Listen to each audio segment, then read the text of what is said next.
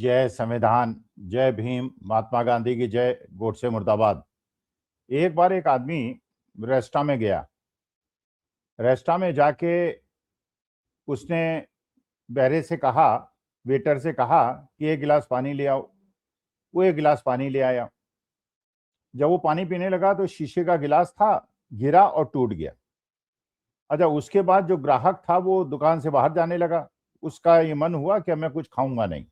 जब निकलने लगा तो दुकानदार ने कहा कि खाया पिया कुछ नहीं, गिलास फोड़े 12 आने, 12 आने दो तब बाहर जाओ। मतलब पुराने समय की बात है। उस समय आने चलते थे, 12 आने में गिलास फोड़ा, उसके 12 आने दो और चले जाओ। तो इस से ऐसा लगता है कि आज की तारीख में जो एक पैरेलल आंदोलन चलाने का प्रयास किया गया था जंतर मंतर के अंदर, सोनम वांगचुक ने तो नहीं, लेकिन कॉकरोच जनता पार्टी ने चलाने का प्रयास किया था, और जिसके माया जाल में सोनम वांगचुक भी फंस गए और बहुत सारे लोग फंस गए देश के। उनकी कोई गलती नहीं थी। जो मंच तैयार हुआ था उसका मकसद सही था, उसका कॉज सही था। और कॉज हिंदुस्तान में पिछले 12 साल से हर क्षेत्र में लूट मची हुई है। मंदिर बनाए जा रहे हैं, मंदिर के ऊपर दक्षिणा की और जो चढ़ावा होता है उसकी चोरी हो रही है। देश के अंदर पेट्रोल में इथेनॉल मिला के चोरी डकैती हो रही है। जो टोल बैरियर्स हैं उसके अंदर टोल टैक्स बढ़ा के चोरी हो रही है। देश के अंदर युवाओं को जो सेना में जाते थे उनको अग्निवीर बना के चोरी हो रही है, पैसा बचाया जा रहा है। सारी सरकारी संपत्तियां जो पंडित जवाहरलाल नेहरू ने, इंदिरा जी ने, राजीव गांधी ने, अटल बिहारी वाजपेयी ने, मनमोहन सिंह ने बनाई थी, उनको बेच के डकैती हो रही है। और बच्चों के पेपर लीक करा के एक माफिया बन गया है, जो पेपर लीक करा के लाखों करोड़ों रुपए खर्च कर रहा है, उन पर कोई कार्रवाई नहीं हो रही है और हर तरफ लूट मची हुई है। और इसके लिए बाकी तो विपक्षी दल में बहुत सारे प्रयास होते नहीं दिख रहे हैं पूरे देश के अंदर, लेकिन कांग्रेस पार्टी, राहुल गांधी पिछले 2 महीने से प्रयासरत है। यूथ कांग्रेस एनएसयूआई उसके लिए लड़ रहे हैं। राहुल गांधी समाज के हर वर्गों से मिल रहे हैं, उनकी समस्याओं को सुन रहे हैं, उनको समझाने का प्रयास कर रहे हैं। लेकिन चुनाव आयोग है, ज्ञानेश कुमार गुप्ता हैं, और उसके बाद बेइंतहा पैसा है भारतीय जनता पार्टी के पास। ईडी और सीबीआई है। लोगों को डरा के ईडी सीबीआई से या पैसे से खरीद के उनको, दागी लोगों को, जो पैसे वाले लोग हैं जिन्होंने अकूत संपत्ति जमा की है, उन्हें भारतीय जनता पार्टी में ज्वाइन करा के विपक्षी दलों को तोड़ने में लगे हुए। ये कांग्रेस का कार्यक्रम चल रहा है और उसका दमन भी हो रहा है। यूथ कांग्रेस एनएसयूआई के कार्यक्रमों का वहां लाठीचार्ज भी हो रही है, उन्हें अनुमतियां भी नहीं मिल रही हैं, वाटर कैनन का भी उपयोग हो रहा है, हर तरह का दमन हो रहा है। और मानी बात है कि जब एक बहुत बड़ा शक्तिशाली दल सत्ता में हो, जिसके पास साम दाम दंड भेद हर प्रकार के रूप हो, उनसे संघर्ष करने के लिए एकीकृत एक आंदोलन चलाने की आवश्यकता थी। आपको पता ही है कि जब राहुल गांधी ने भारत जोड़ो यात्रा निकाली थी, भारत जोड़ो न्याय यात्रा निकाली थी, उस समय भी बहुत सारे लोग उनके साथ जुड़े थे, लाखों करोड़ों लोग जुड़े थे। और किस प्रकार से उन्होंने 4000 किलोमीटर, 3000 किलोमीटर पूरे हिंदुस्तान को साउथ से नॉर्थ की तरफ, ईस्ट से वेस्ट की तरफ यात्रा की थी और लाखों करोड़ों रुपए लोगों से मिले थे, लेकिन तब भी लोग उसका मजाक उड़ाते थे। भारतीय जनता पार्टी के लोग भी उसका मजाक उड़ाते थे।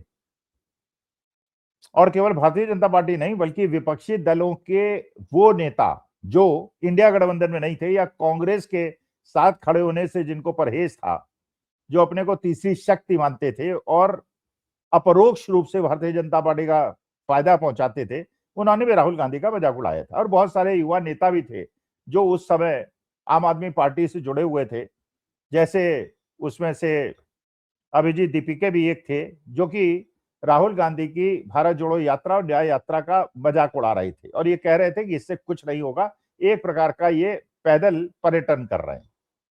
और भी उन्होंने बहुत सारी टिप्पणी अभिजीत दीपिके ने राहुल गांधी के खिलाफ की थी। लेकिन चलिए, वो उनका इतिहास था और हो सकता है युवा समय में बच्चे अपना निर्णय लेते हैं और बाद में जब वो परिपक्व होते हैं तो उस निर्णय को बदल देते हैं और वो आम आदमी पार्टी से संबद्ध भी रहे।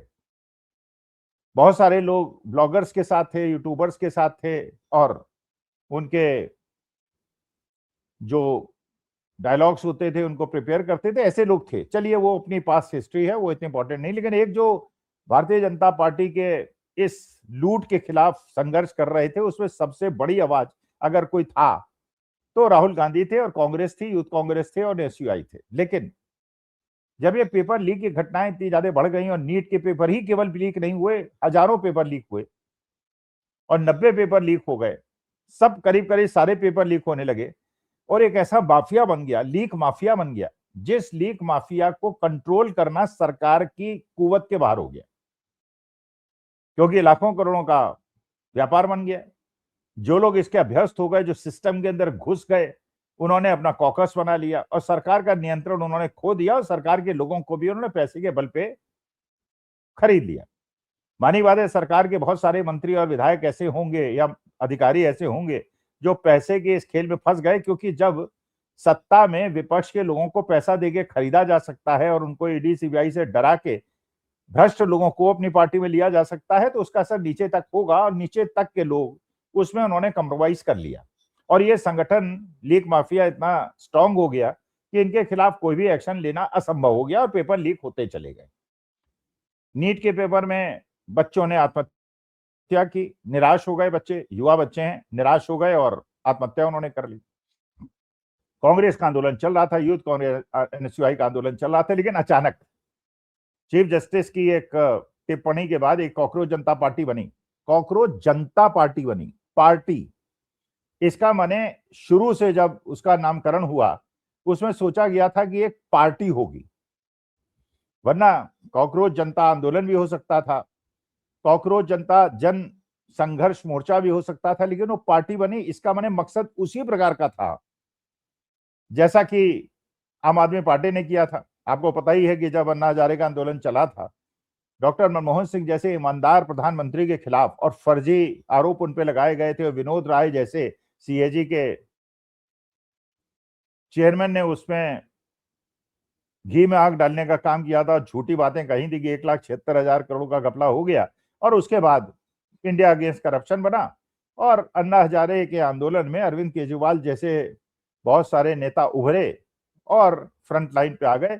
उन्होंने वादा किया था पॉलिटिकल पार्टी नहीं बनाएंगे, लेकिन उसके बाद वो पॉलिटिकल पार्टी बना दी और उन्होंने एक प्रकार से एक थर्ड फ्रंट बना लिया कि हम भारतीय जनता पार्टी और कांग्रेस से बराबर की दूरी बनाएंगे। मतलब एक तरह से उन्होंने थर्ड फोर्स बनने का, और ये आप जानते हैं आज की राजनीति में, जैसे आज से 25-30 साल पहले की जो राजनीति थी उसमें एक तरफ कांग्रेस समर्थक होते थे और बाकी कांग्रेस विरोधी होते थे।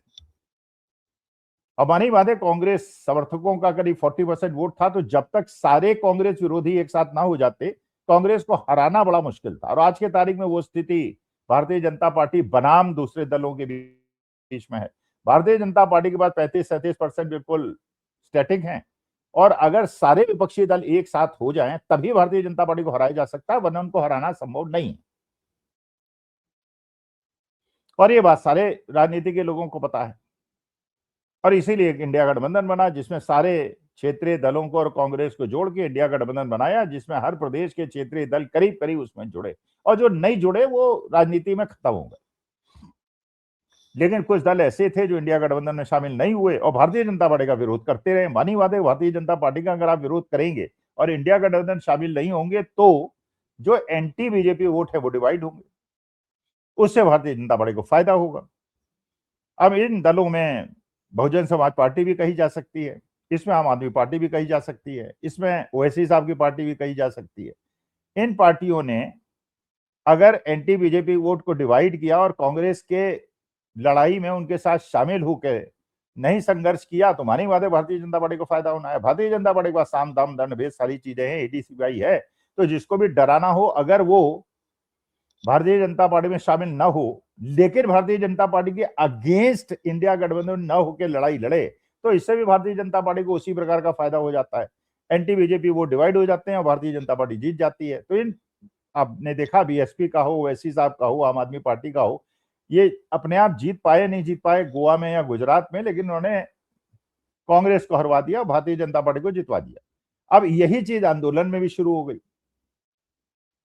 आंदोलन कांग्रेस कर रही थी, यूथ कांग्रेस अनुसूई कर रही थी, उन पे दमन हो रहा था। इन्होंने एक जंतर मंतर के अंदर आंदोलन की बात की और ये सारी बातें आप लोगों को पता है किस प्रकार से उनको अनुमति दे दी गई, एयरपोर्ट से वीआईपी ट्रीटमेंट देके ले आया गया, अनुमति न होने के बावजूद उन्हें बैठने दिया गया, अनशन फन बनाने दिया गया, वहां पे टेंट लगाने दिया, सब कुछ हो गया।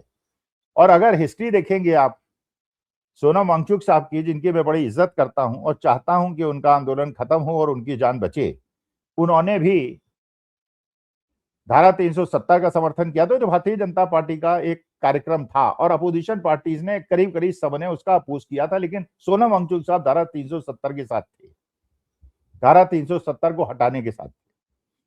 वो भी फोटो सामने आई जब उन्होंने राहुल गांधी का विरोध करना शुरू किया और कहा राहुल गांधी मेरे अगर जंतर मंतर में नहीं आते हैं तो उसको इनका फल भुगतना पड़ेगा, उन्हें बड़ा दिल दिखाना चाहिए। जबकि एक्सपेक्टेड ये था कि कॉकरोच जनता पार्टी को और सोनम वांगचुक साहब को कांग्रेस का जो एक ऑलरेडी चल रहा आंदोलन था उसमें अगर सम्मिलित हो जाते तो शायद आंदोलन भी ज्यादा मजबूत होता और भारतीय जनता पार्टी को परेशानी भी होती। लेकिन एक पैरेलल आंदोलन चला, जिस प्रकार की आशा थी वैसे जंतर मंतर में भीड़ इकट्ठी नहीं हुई, 2-2.5 हजार लोग इकट्ठे हुए, जिसमें हर विचारधारा के लोग थे, राजनीतिक गैर राजनीतिक, पुलिस वाले, राइटिस्ट, सब लोग थे। और जो आंदोलन की मेन शान आन बान शान थी वो लेफ्टिस्ट थे, आयसा के लोग थे, सफाई के लोग थे, आईएसएफ के लोग थे। लेकिन उसके बाद जब ये भूख हड़ताल में बैठ गए सोनम वांगचुक साहब, अच्छा सोनम वांगचुक साहब बैठ गए और लेफ्टिस्ट बैठ गए, लेकिन ये जो कॉकरोच जनता पार्टी के लोग थे ये मार्गदर्शक मंडल में चले गए, 25-27 साल वाले, ये नीतियां बनाने लगे। कोई भी नेता आता उनको रिसीव करना, फोटो में, फोटो शूट में आना, फोटो फ्रेम में आना, जिसको मनाना मंच पे चढ़ने देना, जिसमें मनाना मंच पे न चढ़ने देना। ये अपना एक, जिस प्रकार से अन्ना हजारे के आंदोलन में अरविंद केजरीवाल और किरण बेदी और योगेंद्र यादव ये लोग सारे बड़े नेता बने थे, इन्होंने सोचा था कि शायद उसी प्रकार का आंदोलन होगा और सरकार झुक जाएगी, अन्ना हजारे का आंदोलन तोड़वा देगी और हम एक बड़े नेता बन जाएंगे, कांग्रेस को रिप्लेस कर देंगे और भारतीय जनता पार्टी के अपोनेंट बन जाएंगे। हो सकता है एक आध दो लोग अभिजीत दीपिके या विजेता दहिया या आशुतोष रांका जो है किसी स्टेट के चीफ मिनिस्टर वगैरह बन जाए, वो तो नहीं हुआ। लेकिन भारतीय जनता पार्टी ने संवेदनहीनता दिखाते हुए उनका आंदोलन को तोड़ने की, भूख हड़ताल तोड़ने का कोई प्रयास नहीं किया। अब यहां गोट फंस गई। अब वही वाली बात है जो मैंने शुरुआत की थी, खाया पिया कुछ नहीं, गिलास फोड़ा 12 ने। अब वहां पे जाके चंद्रशेखर आजाद जैसे लोग अन्ना हजारे से मिले, अरविंद केजरीवाल मिले, डिम्पल यादव मिली, कांग्रेस के एमपी मिले, एनसीपी के एमपी मिले, टीएमसी ममता बनर्जी ने बात की, अखिलेश, मैंने करीब करीब देश के सारे विपक्षी दलों ने बात की। लेकिन जिन्हें बात करनी चाहिए थी उन्होंने बात नहीं की, जो भारतीय जनता पार्टी वाले थे। भाई उनका आंदोलन तो तभी टूटता, उनकी भूख हड़ताल तो तभी खत्म होती जब धर्मेंद्र प्रधान का इस्तीफा होता, कि उन्होंने केवल एक सूत्रीय कार्यक्रम था कि धर्मेंद्र प्रधान इस्तीफा दें, जबकि इस्तीफा मांगना चाहिए था मोदी जी से, क्योंकि केवल धर्मेंद्र प्रधान तो गलत तरह से अपने मंत्रालय को नहीं चला रहे हैं, नितिन गडकरी भी गलत तरह चला रहे हैं, राजनाथ सिंह भी चला रहे हैं, अमित शाह साहब भी चला रहे हैं, निर्मला सीतारमन भी चला रही हैं, विदेश मंत्रालय भी गलत तरीके से चल रहा है। मतलब जो होना चाहिए था वो नहीं हो रहा है। आतंकवादी अटैक हो रहे हैं, कहीं 6 जवानों की मृत्यु हो रही है, उसको छिपाया जा रहा है और 1 साल के बाद बताया जा रहा है। E20 के मामले में पेट्रोलियम मिनिस्टर कुछ नहीं बता रहे हैं, जिन लोगों के नाम, शायद ये सोचा गया था कि धर्मेंद्र प्रधान इस्तीफा दे देंगे, मोदी सरकार कुछ संवेदनशीलता दिखाएगी और सोनम वांगचुक भी अन्ना हजारे बन जाएंगे और एक आध अरविंद केजरीवाल भी बन जाएंगे। लेकिन मोदी सरकार ने वहां धोखा दे दिया, उन्होंने धर्मेंद्र प्रधान को हटाने से इनकार कर दिया और कोई कार्रवाई नहीं की और 19-20 दिन इधर सोनम वांगचुक को और लेफ्टिस्ट बच्चों को भूख हड़ताल बैठे हुए हो गया। अब अलार्मिंग सिचुएशन में हो गई। अब मुश्किल ये हो गई इस पेंच से निकला कैसे जाए। तो पेंच से निकलने के लिए सबसे पहले तो कॉकरोच जनता पार्टी ने एक दांव फेंका कि राहुल गांधी क्यों नहीं आ रहे हैं, राहुल गांधी को आना चाहिए, उन्हें अन्ना इनसे सोनम वांगचुक से या भूख हड़ताल खत्म करने के लिए। लेकिन वास्तविकता ये है कि भाई जो डिमांड है वो मोदी जी से है, डिमांड को पूरा केवल मोदी जी कर सकते हैं। कंडीशन आपने लगाई है जब तक धर्मेंद्र प्रधान नहीं हटेंगे तब तक मैं भूख हड़ताल नहीं तोड़ूंगा, तो ये राहुल गांधी तो पूरा नहीं कर सकते ना, ये तो मोदी और उनका कैबिनेट कर सकता है, वो मिलने को तैयार नहीं। तो राहुल गांधी अगर मिल भी लेंगे, अच्छा फिर राहुल गांधी के बारे में चलिए आपने जो कहा वो तो चलिए ठीक है, राहुल गांधी बड़े दिल के नेता हैं, उसको माफ कर सकते हैं। लेकिन जो आप कभी धर्मेंद्र प्रधान के घर जाके मिल लेते हैं, कभी धारा 370 का समर्थन कर लेते हैं, कभी पाकिस्तान जाके मोदी जी की लगते हैं, तो आप पे कैसे भरोसा किया जाए कि जंतर मंतर में जाके आपसे मिल भी लिया जाए और उसके बाद आप जाके तुरंत जाके अमित शाह साहब के यहाँ चाय पीने चले जाएं, मोदी जी के यहाँ चाय पीने चले जाएं, तो राहुल गांधी क्या मुंह दिखाएंगे पूरी जनता को? वो तो लड़ाई लड़ रहे हैं भारतीय जनता पार्टी से, उनके लोग पिट रहे हैं, और वो अन्ना हजारे के साथ जाके मिल लें, और अन्ना हजारे ये सोनम वांगचुक से मिल लें, और सोनम वांगचुक जाके अमित शाह साहब के यहाँ चाय पी लें, तो उनके साथ भी बड़ी मुश्किल है। तो उन्होंने यहां तक कि मल्लिकार्जुन खड़गे साहब ने लेटर लिख के सपोर्ट दे दिया, उनके मेंबर ऑफ पार्लियामेंट जाके सोनम वांगचुक साहब को सपोर्ट दे दिया, लेकिन राहुल गांधी नहीं आया। राहुल गांधी अपना देहरादून कार्यक्रम में चले गए।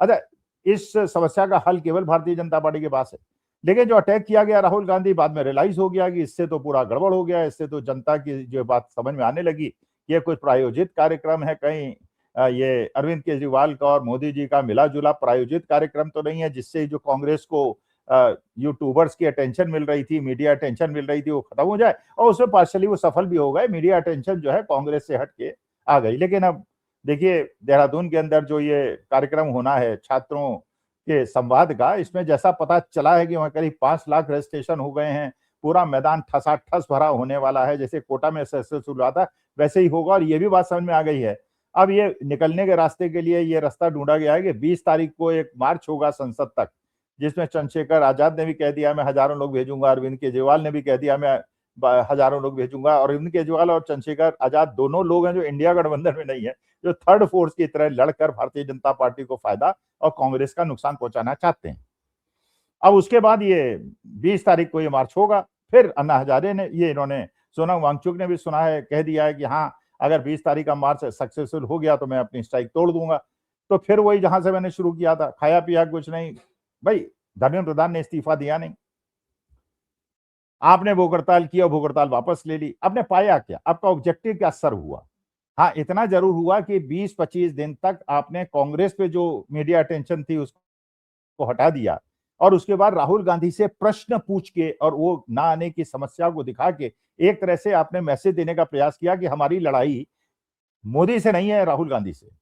और जैसे गोदी मीडिया करता है, वो प्रश्न सत्ता पक्ष से नहीं पूछ के विपक्ष से पूछता है, बल्कि राहुल गांधी से पूछता है। उसी प्रकार से जंतर मंतर में कॉकरोच जनता पार्टी ने और उनके समर्थकों ने जो प्रश्न है वो सत्ता पक्ष से पूछने के बजाय कि पेपर लीक क्यों हो रहे हैं और बच्चों की आत्महत्याएं बंद क्यों नहीं हो रही हैं और उस पर आप कार्रवाई क्यों नहीं, उन्होंने प्रश्न राहुल गांधी की तरफ मोड़ दिया। लेकिन जब मुंह की खाई तो उससे वापस हो गए, और जबकि राहुल गांधी ने, कांग्रेस ने समर्थन किया सोनम वांगचुक का और इस आंदोलन का, या किसी भी आंदोलन का जो सरकार के खिलाफ।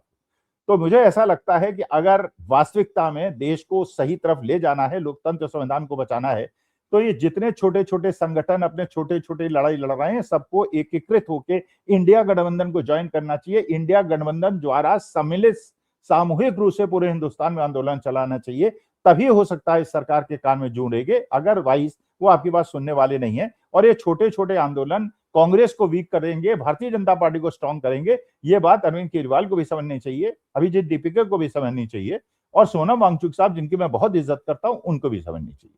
नमस्कार, धन्यवाद और प्रणाम।